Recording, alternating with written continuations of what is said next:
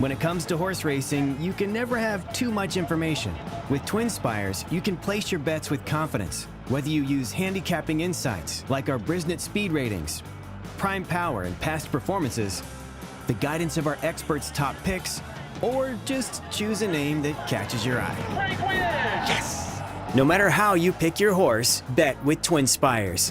And now you can race to victory with TwinSpires tournaments.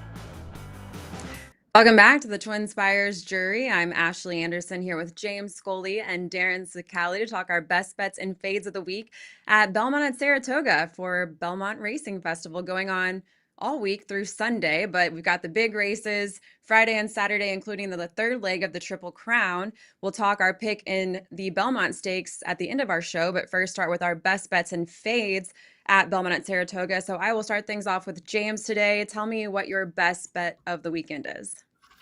My best bet's going to come one race before the Belmont, race number 12, the Grade 1 Manhattan, and it's going to be number 2, Integration.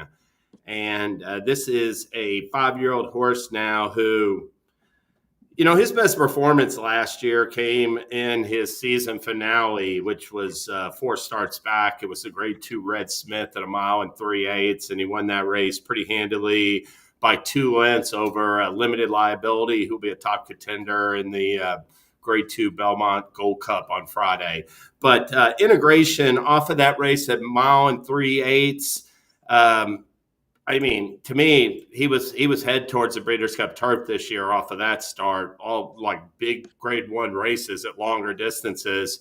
And Shug McGahee's brought him back this year and run him at 1 mile 1/8, 1 mile, and 1 mile 1/8. And his effort in the first couple was okay.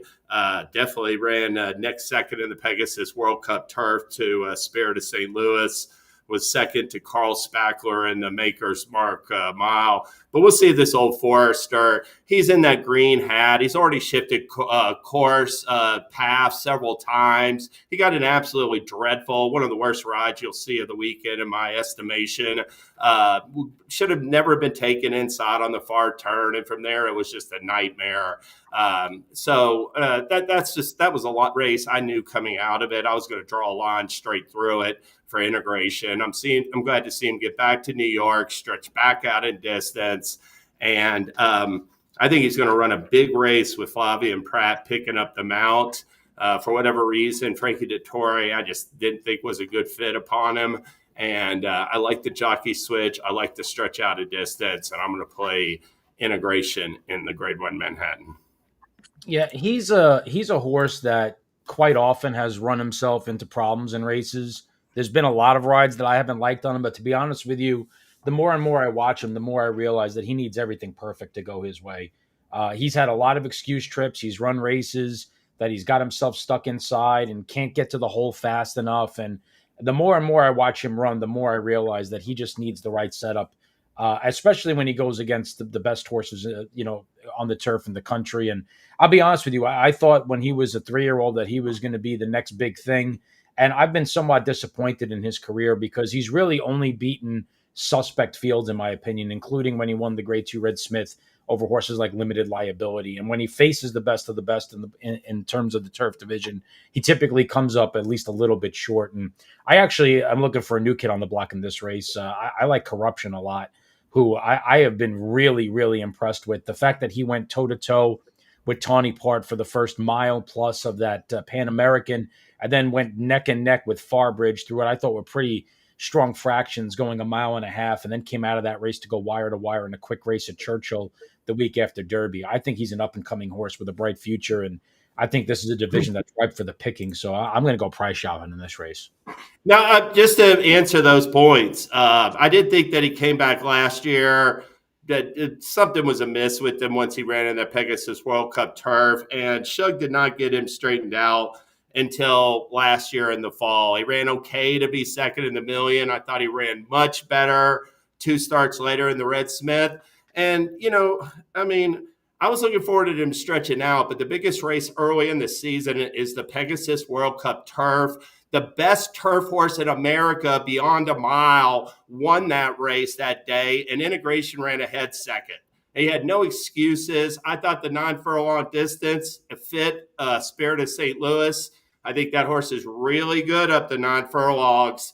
And I'm not counting him out in the Manhattan, but I think the extra ground, the stretch out to a mile and 3/16 benefits integration. And I'm glad to see him getting back to a longer distance like he was in that Red Smith last fall. I did think that was a pretty good performance. And I think limited liability, just based on how he's run this year, has sort of flattered that performance as well. When he's been on, he's beaten a couple nice horses in his career, program trading at 3. And I thought limited liability last fall, and no disgrace running a hit second to Spirit of St. Louis in the Pegasus World Cup turf. I don't have much more to add. I think it's a chance to maybe play against Spirit of St. Louis, but he was just flattered with McConaughey winning at Churchill last weekend.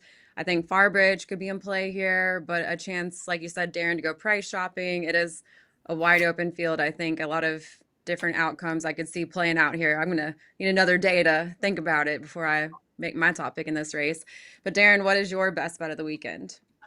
Yeah, I'm actually in one of the non-stakes races. I tried to go through some of these stakes, and with the exception of the Manhattan, I think these races look really, really formful with some very difficult favorites.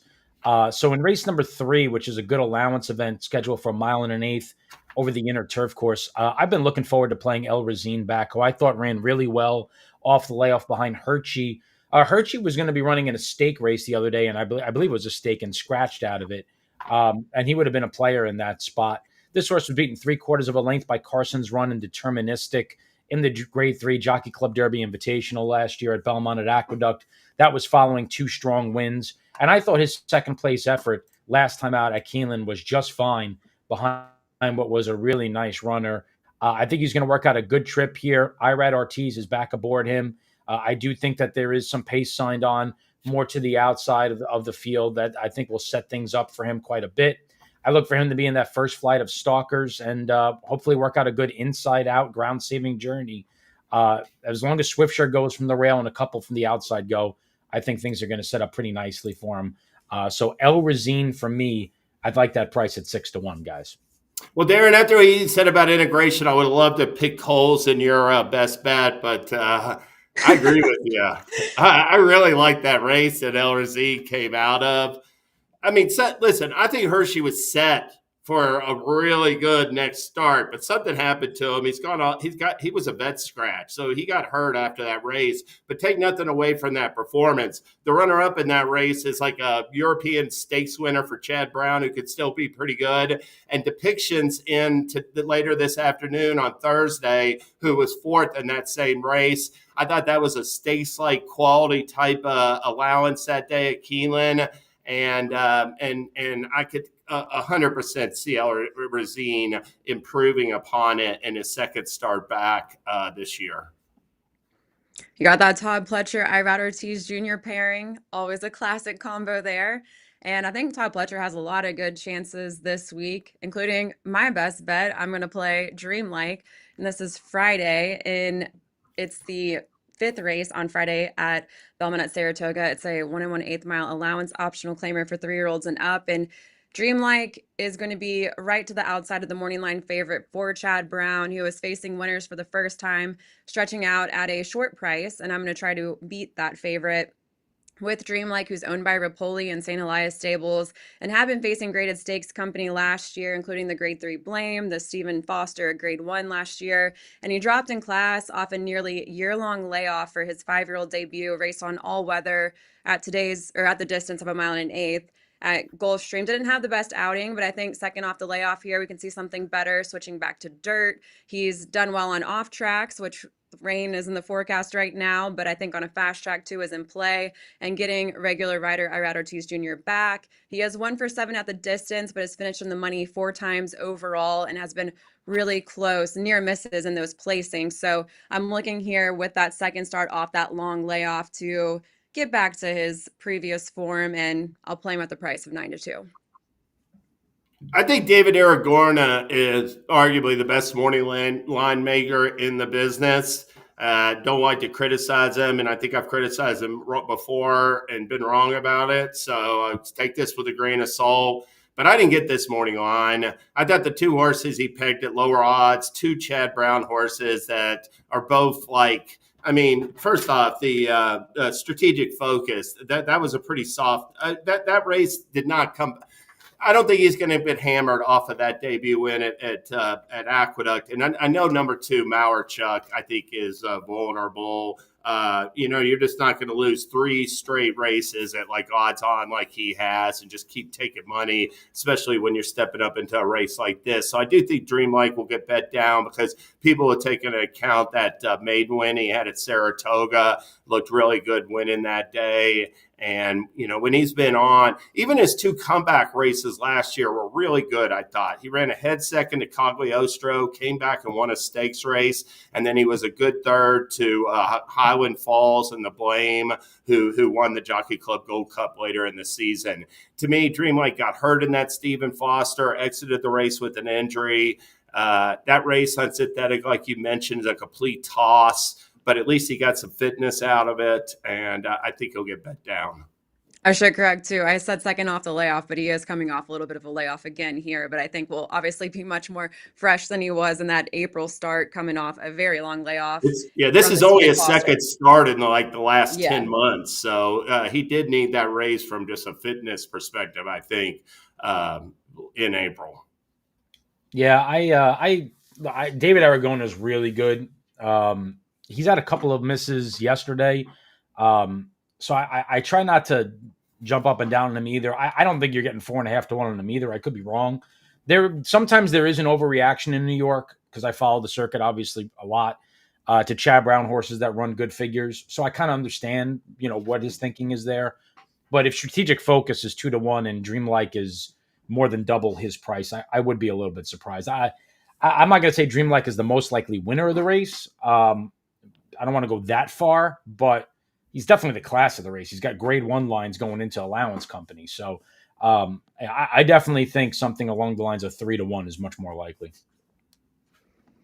We'll see what happens. I thought Waitlist too for Linda Rice was intriguing. You'll probably get something close to that 5 to 1 compared to what we could end up with for Dreamlike. But I do like Dreamlike here best of the bunch. Let's move on to the horses we're fading at a short price. Darin, who is that for you?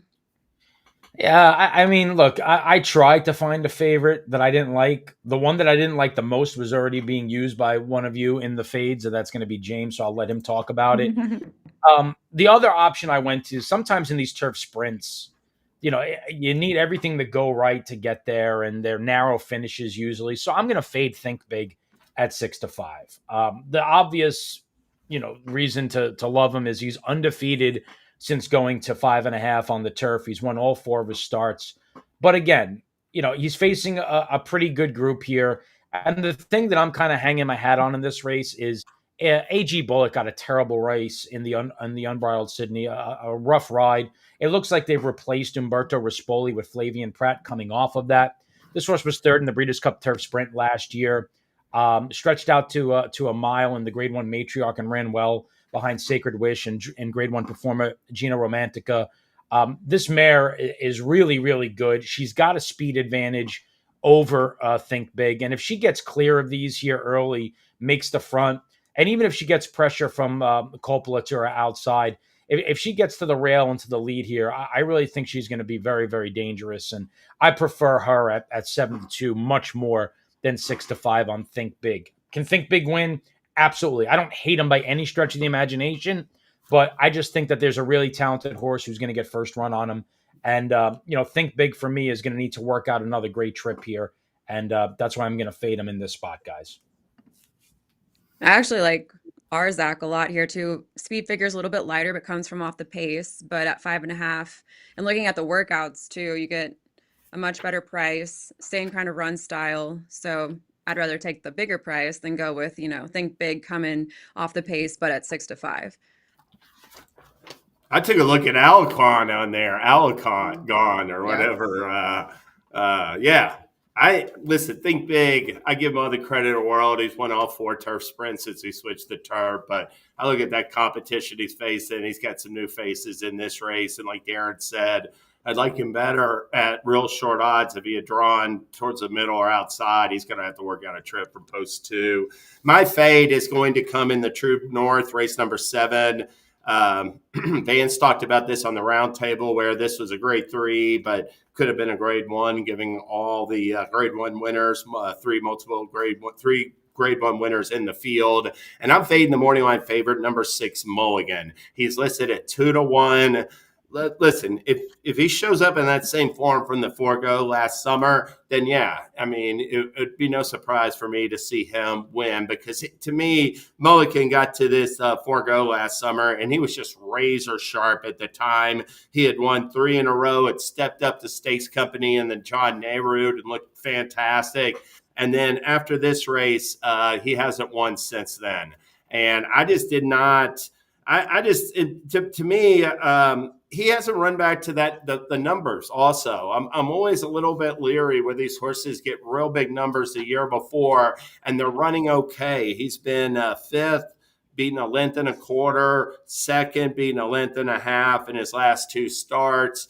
But I just think, Mulligan, this is a really tough race against some really, I think, hard-hitting rivals in Bookham Dano and Nakatomi. And I don't think Mulligan's at the top of his game right now. And because of that, I'm going to take him on in the True North. Yeah, I agree. I agree. This was the horse that I was going to fade also until I saw that you already listed it. I think it's a good field. It's a little bit top heavy. I'm kind of interested to see what the rail runner does here in Concrete Glory, who I think might be able to shake free early. Last time out was just unprepared for the start in the Maryland Sprint, and previous form was really solid. And when you take a look at what's right to his outside, Crazy Mason is going to drop a dozen lengths off of them. Nakatomi is going to drop far back as well. So I think that this horse might be able to escape with a pretty clear lead early, and we'll see how the track is playing by that point. But I think Concrete Glory could be dangerous at a price. I wish Bookham Dano's morning line was a little bit higher, but I do think that cutting back a little bit here will benefit him as well. Came off that Churchill Downs Stakes that was incredibly close, and I think the 6.5 furlong distance is maybe a little bit more just his ideal distance. But again, not a great price. Well, I'll take it over to race 13 on Friday. This is the Just a Game, and it's a 1 mile event on the inner turf. I'm going to fade number 8, Excellent Truth, at 5-2, who has 2 wins from 6 tries at the distance, but a bit inconsistent. And her victories have come against softer competition in the past when racing overseas. She was facing some similar rivals from last out and needed some extra ground in the Ginny Wiley to close well to get up for second. So cutting back to a mile here, I want to look for a better price. I think there's a lot of good options in this field. I think Kehoe Beach has looked like a really solid runner in her last several starts. So I think that's one that I certainly am going to play over the morning line favorite here. But looking at the draw for the 8, outside post, racing at a mile, cutting back, and then looking previously when she has run in France, I just didn't really like the way she looked in those previous starts. Again, I feel like, she's gotten her wins against just weaker competition. So to me, it's a fade.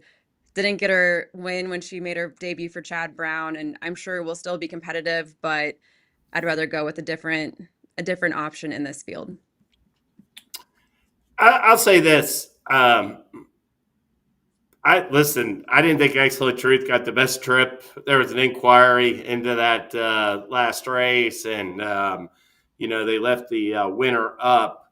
But I'm looking at Frankie Dettori. I got all the respect for what he accomplished in his career. I think he was a great rider in his heyday. And I just think this is like a twilight tour he's on. And I think there's a couple of runners entered this weekend, namely Kehoe Beach and Integration, that are getting major rider upgrades to like Flavian Pratt or Irad Ortiz Jr. Mm-hmm. I think. And, those I do think Kehoe Beach is also better at a mile than a mile and a 16th. So, Excellent Truth. I just don't want to say anything bad about her because I do respect her. I mean, she's really good.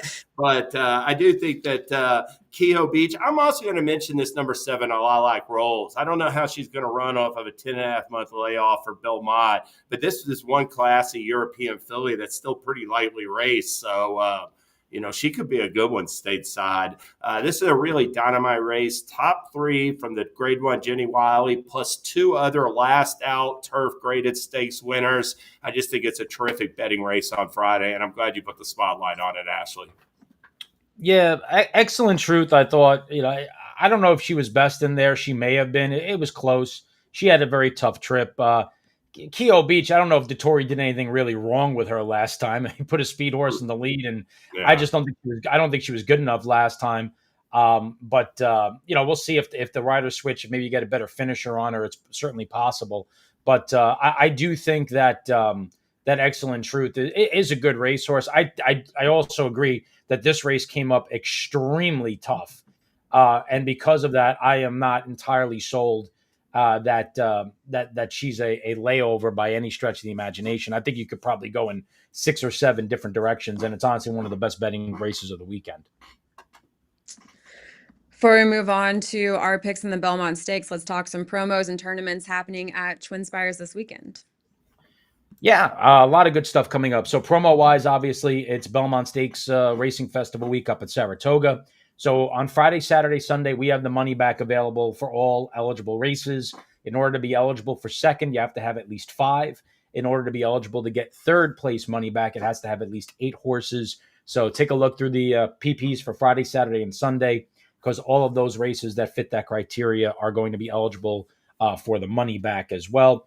And of course, we do have Churchill Downs going on as well. We have a selected race money back offer on Saturday at Churchill. So be sure to pay close attention to what is a very good weekend of racing there as well. We have dual money backs going on this weekend. And then tournament-wise, we are at our home base at Churchill Downs. We've got a really fun cash challenge. So in addition to the great card at Belmont, if you want to take a dabble in a cash tournament, a little bit of a higher price one for some of our lofty tournament players, but a $400 Churchill Downs cash challenge, $300 to your bankroll, $100 to the prize pool, and watch yourself climb the leaderboard. And then we have a feeder contest the following day on Sunday, which of course is Matt Winn Day. $200 feeder into next weekend Stephen Foster qualifier. 1 for every 5 players is going to win an entry into the qualifier next Saturday. So a couple of good tournaments at Churchill to complement the great racing action in New York as well. We're going to talk the Belmont, which has the top 3 from the Kentucky Derby, but the Grade 3 Matt Winn has 5 coming back from the Kentucky Derby out of that 7-horse field. And you've got Gaming for Bob Baffert in the mix here, plus Just a Fair Shake. But Final Gambit is the morning line favorite. Chunk of Gold was in the Derby, Burnham Square, Coal Battle, East Avenue. East Avenue is really the only true speed. Well, Gaming and East Avenue are the true speed in the field, so they'll go head to head. And we'll see if someone comes from off the pace to get the win here. I know, Darin, you have at least, a little. Darren and me are going to have a side wager on this race, Ashley. I do think Darren likes East Avenue, and I do think he is quicker than Gaming. So, I think they'll be going 1-2 in that order. But I think Coal Battle's eligible to run really well. It's surprising, like Lonnie Browley's 2 for 3 outside of the Derby at Churchill Downs. And 2 for 4 overall with Coal Battle's unplaced effort. But I like to cut back to mile and 16 for him. Too many questions for me surrounding Burnham Square at the distance, Final Gambit, and Chunk of Gold. I could be wrong about those runners, but I like Coal Battle cutting back. Yeah, I think East Avenue is full blown send wire to wire here. I really do. He didn't run badly in the Derby. He had a lousy time of it and was stuck in behind horses. And when he gets on the front end, he's proven to be very, very tough. I agree with on Final Gambit and Burnham Square. I don't know why they're in this race and not the Belmont Stakes at 1.25 miles. It makes absolutely no sense to me because I think both horses get better as the races go longer. I understand they're staying home and they're prepping for things further down the line, but you've got a $2 million horse race that's got a Grade 1 on it that is right up your wheelhouse at 10 furlongs. So I don't know why you're prepping for something down the line when you've got a race that fits the mold for your horse this weekend. But I think if East Avenue clears the lead, I think he's going to be very, very tough to beat here. Yeah, I agree with you. I do like the workouts for Chunk of Gold leading up to this, but aside from that, I do think East Avenue should get the early lead and looked really good in the Bluegrass, couple starts back, and I think maybe we see something closer to that effort. But let's move over to the Belmont Stakes happening on Saturday, the third leg of the Triple Crown. We'll have Sovereignty, the Derby winner, the Preakness winner in journalism, and then the third place finisher from the Derby, Baeza, in this field. Let's see, James, who is your top pick in the Belmont Stakes? I like journalism. I'm still like hanging in this argument that after facing those races in California where he was only facing against one or two perhaps quality rivals and then like two or three much lesser rivals, the Derby was a wake-up experience for him. I mean, it was a wake-up experience as well for Baeza, but he more so because I think it was more lightly raced, but he still ran really well for second that day, and I think came back off of that and got the job done in the Pimlico despite a bad trip. And I just don't think there's in my mind, Michael McCarthy would not be running him in the Belmont if he didn't bounce back well from that effort. I expect him to come back and run well in the Belmont. And my main angle is just going to be to fade Sovereignty. I'll let the Derby winner beat me. Part of my thing with him is that he's run two huge races at Churchill Downs. Sovereignty has. I'm going to make it prove it to me from off the pace in the Belmont Stakes. I respect Baeza. To me, he's in this like curling mode, a lightly raced horse. It was an off the pace type who found trouble in the Derby and still managed to run third. Could win his next time out like Curlin did in the Preakness. And the way I would do it, if you gave me $70, I'd bet $50 straight journalism over Baeza, and then I would turn it around and save it for $20 the other way, 6-7. But I got it journalism Baeza 1-2 in the Belmont. Darin, who are you picking? Take James's bet and flip it, and you have exactly. I love Baeza. He's a single for me. I will have him singled on every horizontal exotic that I have, and I am not wasting $1 outside that opinion. His Kentucky Derby, if you go back and watch from the 3 furlong pole to the wire, he's to the inside of Sovereignty as Sovereignty is moving there on the turn, and then he's going to run into the back of American Promise and Chunk of Gold, while Sovereignty and Journalism have clear sailing on the outside. And he sacrifices here about 4 or 5 lengths to the top two, and then has to wheel back to the outside here. And that's him in like that white cap, who's about 4 or 5 lengths behind the top two, trying to now pick them up. And he runs on extremely well here. And had he had the same trip as Sovereignty, there is an argument to be made that he could very well be the Kentucky Derby winner. I think he ran that well if you go back and really watch the replay. And to be honest with you, if you watch the NBC view of it and you see the overhead, it's much clearer than the pan shot where you're trying to find him amongst 20 horses. And also from a sheet figure standpoint, he's paired up 7s in his last 2. Journalism has paired up 8s. So I'm getting a better sheet pattern with a horse that's going to be a better price. Some people are going to try to poke a hole in Journalism and saying it's his 3rd tough race in 5 weeks and he had a really tough go of it in the Preakness, but I've seen horses stand on their head in the Preakness like a Fleet Alex and come back to blow the doors off fields before. To James's point on Sovereignty, there's a history of Derby and Preakness winners facing against one another in the Belmont Stakes. A Fleet Alex dusted Giacomo. Point Given dusted Monarchos. Risen Star dusted Winning Colors. Preakness winners traditionally do better in the Belmont than Derby winners do. So Sovereignty is going to have to buck a trend of that. Granted, it's not a 1.5 mile Belmont. It's a 1.25 mile at Saratoga. But still, there seems to be a recency bias that favors the Preakness winner over the Derby winner. There's also instances where neither winner has performed well or won in the Belmont. I believe most recently Palace Malice beat both Orb and Oxbow in the Belmont Stakes, among some other situations as well. So for me, Baeza, off of what was a hidden trouble trip and a really good run in the Kentucky Derby, I think is going to jump forward here. And like I said, if he loses, I'm out of everything. Stone cold single. I almost went with Baeza as well. I felt like there was a lot of hype coming into the Derby. He proved to deserve that hype, but ultimately I had to stick with Sovereignty, who was my pick for a while in the Kentucky Derby. And what ended up being the selling factor for me was, for one, he's been working out at Saratoga. A lot of these horses have, and they've been putting in some pretty good workouts. But Sovereignty has won from post 2 before. He's won from outside post. He's shown me versatility. And originally, I wasn't sure what kind of speed we were going to get Rodriguez is in this field. If he had run in the Derby, I would have played him underneath my exacta. But now we've got Crudo in here who's going to go to the front, it looks like, based off of his previous resume. Will go to the front as well. So maybe we get a somewhat hot pace and it sets up well for an off the pace runner. So I decided to stick with Sovereignty for the fact that he hasn't really done much wrong, in my opinion. So I will keep it with the Godolphin homebred here. And, you know, he skipped the Preakness, has been prepping for this particular race. So I will stick with Sovereignty at probably what I will get as a short price, but he's my top pick. Yeah. Any final words on the Belmont or any other races? He's done nothing wrong. I mean, I picked him and bet him in the Derby, but liking him at 8-1 versus liking him at 8-5 or 9-5, you know, potentially are two very different things. Right. And I do think that the Crudo being in the race probably helps him a little bit. I was really concerned about the pace situation with him if he wasn't in the race.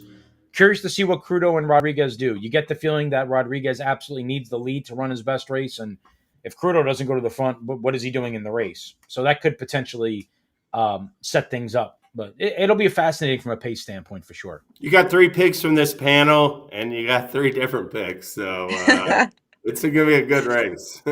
Seems to be the case a lot of times, at least in these big races. All right, well, that's all the time we have for the TwinSpires jury. You can head to TwinSpires to opt into that Belmont Stakes money back offer. Go to our tournaments tab as well, and we will see you next Thursday with more best bets and fades. When it comes to horse racing, you can never have too much information. With TwinSpires, you can place your bets with confidence, whether you use handicapping insights like our Brisnet speed ratings, prime power and past performances, the guidance of our experts' top picks, or just choose a name that catches your eye. Yes! No matter how you pick your horse, bet with TwinSpires. And now you can race to victory with TwinSpires tournaments.